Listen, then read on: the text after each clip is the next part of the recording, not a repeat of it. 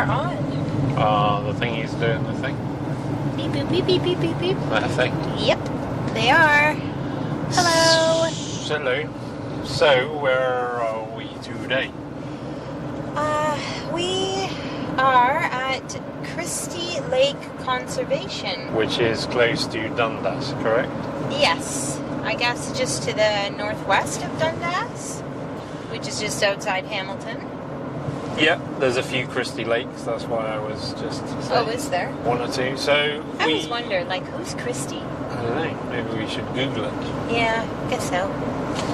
So we came to the Christie Lake Conservation Area today. We were trying to figure out a place we could go that Jessica could get around in her wheelchair or on her sticks. It's difficult, but we may have been okay, but there was a flood, so the causeway was flooded, so the bit we thought would be alright was underwater. So anyway, I think you made the best of it, didn't you? I did. I think. I've been looking at Christie Lake for a while. There's maybe only 10 kilometres of trails, although it does link to some other trails as well, but the actual Christie Lake Conservation Area cared for trail system is about 10 kilometres. I think I did 7 miles or so of it today, and it's a good mix of green but a little bit harder green, blue as you would expect, black I would say a little bit easier than some places, very rooty but very well built, and the one thing I really liked is a lot of the trails are one direction, so lots of no entry signs and go this way signs. That's kind of nice. So did you even have to look at, like, bust out your trail forms map today, or did you get a nice big fat break from that? I looked at it once. Wow. That's a treat for the person navigating. Yeah. That really is. It was a bit muddier than I expected. I guess there was more rain than I thought last night, so there was lots of puddles in the sort of dips, but I mean generally it drained pretty well. Mosquitoes are out in force, and it's a real mix of kind of proper pine forest with a real kind of thick pine loamy soil to fairly well thinned open broadleaf trees, and the kind of sort of, when it gets wet, that slippery polished mud. And you said it was pretty wet in there today? Yeah, but you can tell it's been dry, because there's, on the black trail, there's like a S, you know, it does this S shape, and it's all cracked and dry where it's not had enough rain over the last few months, so... I see. Yeah, it's pretty dry. I just saw more goats. Like a nice lot of them. And then the black part, there's a drop, like a drop to a slope is maybe a foot, so maybe, I don't know, what's a foot, like 40 centimetres or something. 12 inches. That's about all I know. Sorry, I don't know what it is in centimetres. It's weird, you ride up to it, you can't really see, and then there's a vertical drop of about a foot, and then the trail slopes away down. It's a little bit disconcerting, and if you went off it too fast and just rode it as a proper drop, you'd probably sail like 3 or 4 foot in the air before landing, so that's why it's black. It just needs a bit of thought. And then the next part, so the trail comes back to the same drop, you can just roll that, and it's kind of the start of quite a cool zigzaggy thing. If there's a rattle in the background, it's Jessica's crutches. Or wheelchair. Or wheelchair, so I'm not sure, sorry, I did stack these things, maybe that's a bit better. So, also to just give the lay of the land there's a trail, did you already say this, that there's a 10-kilometer trail that goes around the lake? So there is a trail around the lake as well. And then all of the mountain biking trails proper, the single track, one direction, are all on the south side of the lake. Correct, yeah. And they are walking and cycling only, no horses, and then there's some all-use trails which are much wider and clearer, and then there's kind of a, I would say loosely there's like a gravel road, but saying it's a gravel road is a bit giving it a bigger compliment than it actually is. It's kind of sort of gravelly, I suppose. So we entered, I'm just going to talk about the parking for a second. Yep. Because we did do a little circle back, didn't nail it on the first attempt. So you do have to, or at least on today, I don't know if it had anything to do with that little bit of a flood they had. So at least for today, we had to enter through, because it shows on the map multiple car parks, but we had to enter through the main gate of the conservation area. Oy, oy, oy. Pothole. Which is off Highway 5. And yes, you enter on the north side of the lake. I just thought I'd mention that because we did sort of attempt to park at another P that we saw in Trail Forks, and it was kind of a no dice situation. There was a gate up, and the other side of the road. What did you say was going on there? Yeah, the other side. You used to be able to park on the road, but I guess the Conservation Authority have stopped it. Probably because it makes the road narrow, and the locals may not like it, but also I guess they want the money.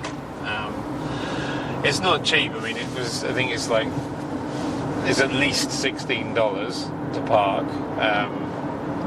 I think if you look on Trailforks, though, there are a few options that aren't quite in the authority area that you can park a bit cheaper. It's $100 a year, I think, the membership. I can look.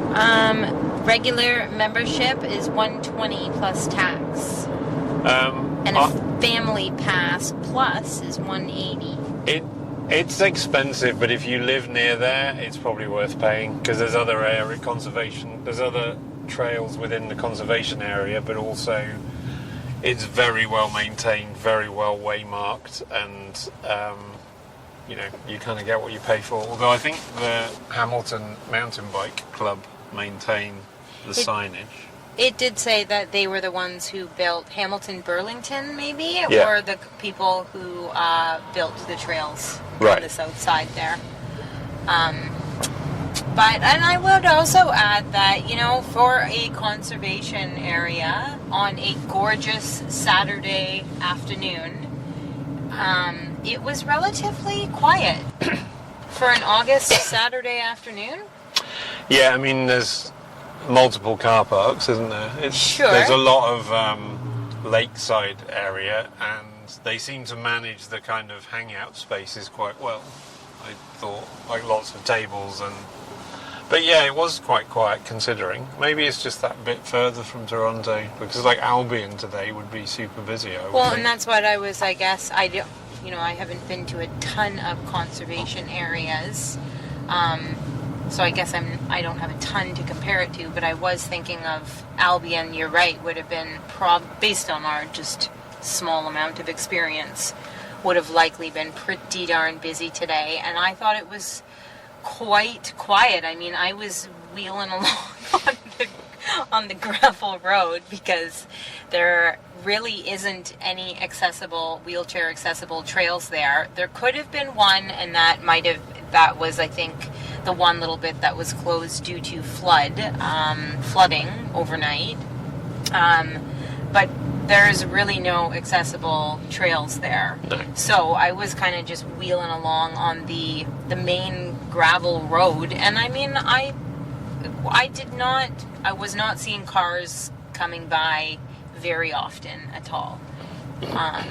So yeah, I thought it was relatively quiet and peaceful. So if you do go mountain biking, the car park to park in is the actual one that says mountain biking trailhead, because no surprise, it's closest to where the trails start. You ride across the causeway in the woods and it's there. So it was for truth. It was not lying. Good toilet facilities, I would say, not at the trailhead, but very close by. The next car park along, there's washrooms. There is a what did they call it? A little beach store, or the store is open. The store, and it looked like it could have used some love and some updating, but they looked like they had a few what do they call those, provisions? Yeah, it looked like the day that COVID was announced in England, when everybody went panic buying. That's what it looked like. There was a no little bit interesting. no tea or coffee, just like a handful of ice creams and a few snacks, I suppose. Yeah, definitely not scooping ice cream. No. Just a few cooler items. But at least it was something, I guess. Yeah, better than nothing. But just if you see the store, don't think you're going to get a sit-down meal in a restaurant. It because is not a jackpot. You're definitely not. You might not even get a bag of nuts. So, yeah, so that was cool. I saw a few mushrooms, the Death Angel, whichever one that properly is called, but it's like a white mushroom with a little skirt on it that's pretty poisonous. So I saw some of those today. Excellent. And I saw them Wednesday as well. A lot of kind of hard, shelfy turkey tail type mushrooms, but a bit bigger. And then a few other things that were kind of way past their time. They've got holes in where the bugs had eaten them. Right. I saw one tree that had fallen, and I thought, oh, this is going to be it. Jessica's going to wheel past the mother load of chickens. And there was not even a single mushroom on it. It was a gorgeous tree, and it was even like kind of fallen down over a bit of a creek. Like it had all the features, the water, the moistness. Like, I just have a black and white long shot of you with a squeak in your wheelchair going past the tree. I don't know why it squeaks, but... What, you actually heard me? No, like I just had an image that? then of you. I see. Yeah, like, you know. It doesn't squeak, it's more like my tires spin. I can't get great traction. It's because it's got skinny road tyres, not proper fat mountain bike Yeah, tyres. I guess it's not really meant for They're rock off-roading. hard. But you had a bit more success on the old edibles today and found something new for us anyway. I did find something new, like total new discovery today, which was quite exciting. I saw this kind of, I guess you could call it sort of like a shrub type plant. And I saw these little like blush, kind of peach colored berries on it, which I thought, okay, those aren't looking necessarily ripe because they were a variety of shades looking like they wanted to get darker. So anyways, I just did a little bit of investigating, and lo and behold, it was an autumn olive plant shrub, or these were autumn olive berries. And there was a couple that looked almost the color of ripeness, and I tested a few of those suckers out, and they were delicious, really delicious. So I picked only a couple because I was reading about them, and I think that they're even better as it gets colder and after the first frost.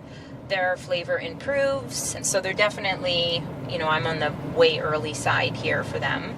So I kind of left them, and then as I was wheeling along, I saw a few more of the shrubs that were like littered with ripe colored berries, and I picked a good little haul today, and I'm feeling pretty pleased with myself. That was a nice big gift from Mother Nature that I think was needed today.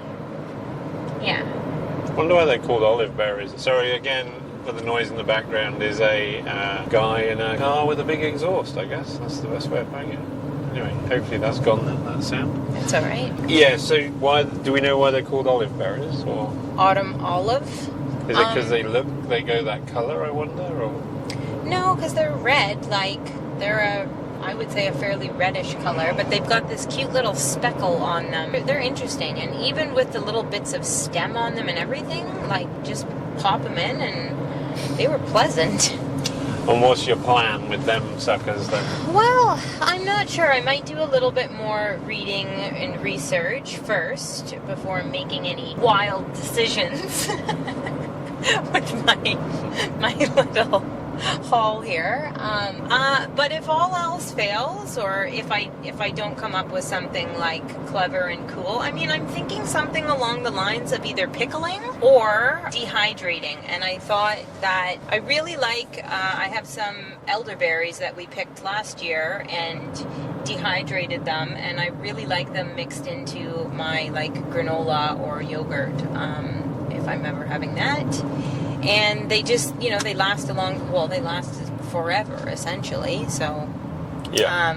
And they're quite tart, that, like, just a small little sprinkling in your cereal or whatever, I think would be a nice little punch, and they would last a long time and be enjoyed over a nice long period of time. You know me and saving things and savoring things.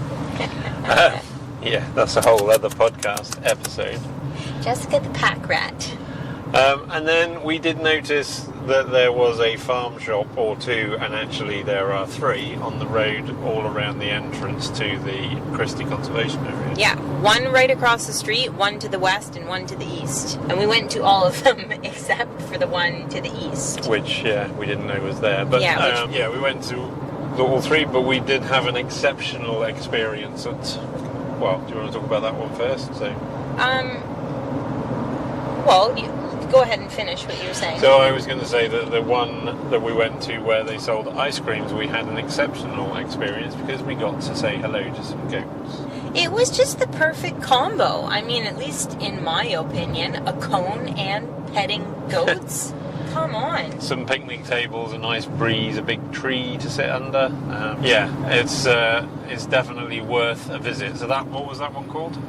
I think you said it was called Century Farm. That's right. And oh my God, they had all kinds of things going on there. I think there was a corn maze. They had escape rooms, which I know very little about. There was a sign on the side that said that they make donuts. They even had, some like preserves and I think some frozen meats and some baked goods. Lots of pies. Lots of pies and cookies.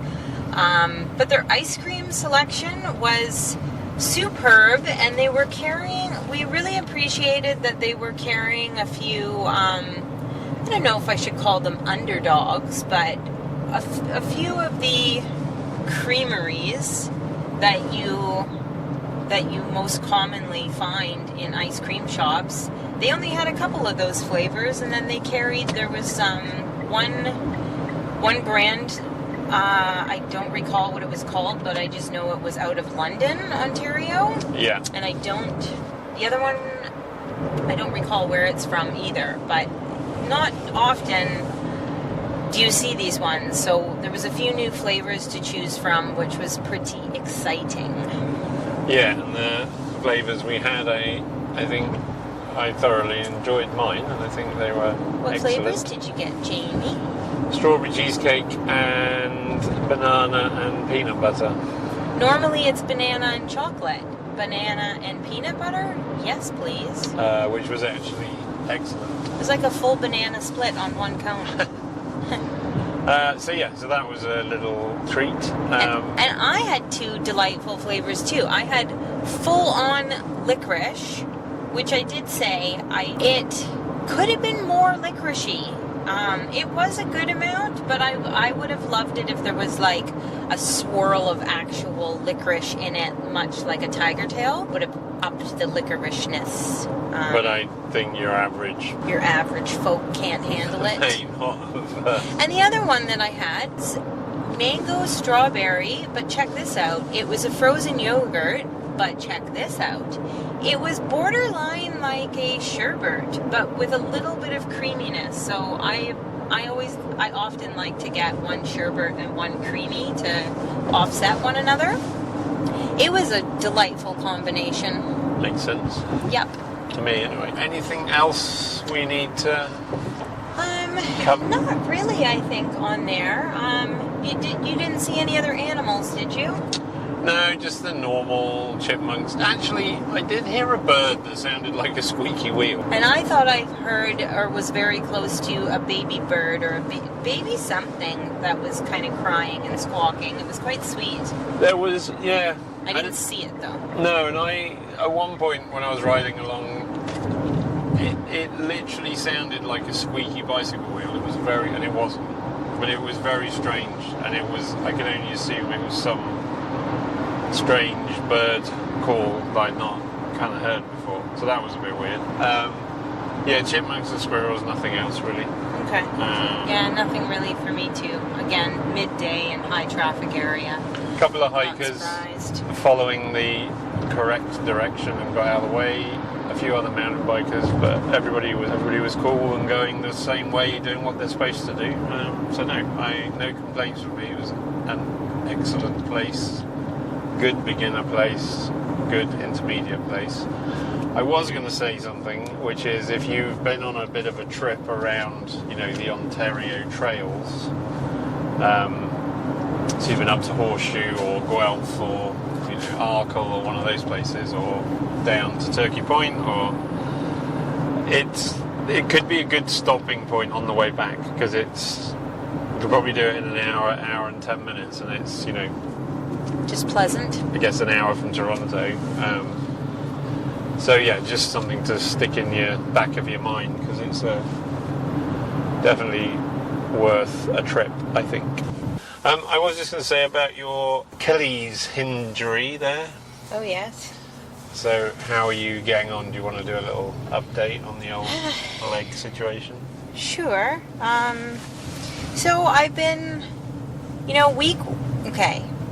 So I did 6 weeks in the plaster cast, and I will report, at least I think Jamie might tell you otherwise, but week 1 was a bit difficult for sure, but then I kind of felt like I got on with it a bit, and I think generally did pretty okay with just getting on with things.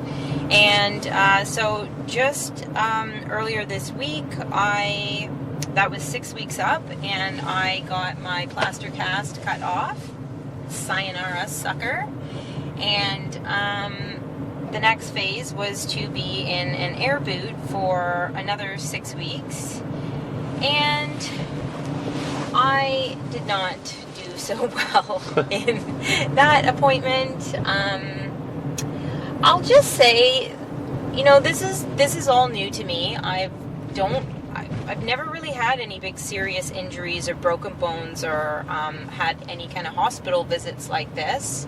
And it just, I guess, the kind of the lack of information or the wishy-washiness of information, and of course they're very quick, I struggled with, and it's hard to, even this time I tried to do a little bit better than last time with having a few questions written down that I knew I wanted to ask, but it all kind of happens so quickly that you think of questions later on that you say, darn, I wish I would have asked that to the surgeon dude that, I'm not going to now see for another 6 weeks. So I was quite frustrated with that, and myself, more frustrated maybe with myself than anyone else, to be honest, but I did a little bit take that out on Jamie, bless him. And I gotta say, once again, I got trapped in, I got caught with a few expectations again. I tried hard to not have any, but I did sort of think that I was being generous by thinking that, maybe by week 3 or 4 in the air cast, I could do a little bit of weight bearing, or maybe get on my cruiser bike and, not put weight on it, but spin a pedal, 2 blocks or something. And, that is not the case. I was told yet again that for sure 5 weeks, no weight bearing still. So, it's hard to not have any expectations at all, and I paid for it by being a bit upset that day. Also, everybody has an opinion or advice, or and I'm sure it's people just trying to, be helpful, but it's hard to not let those little seeds get planted,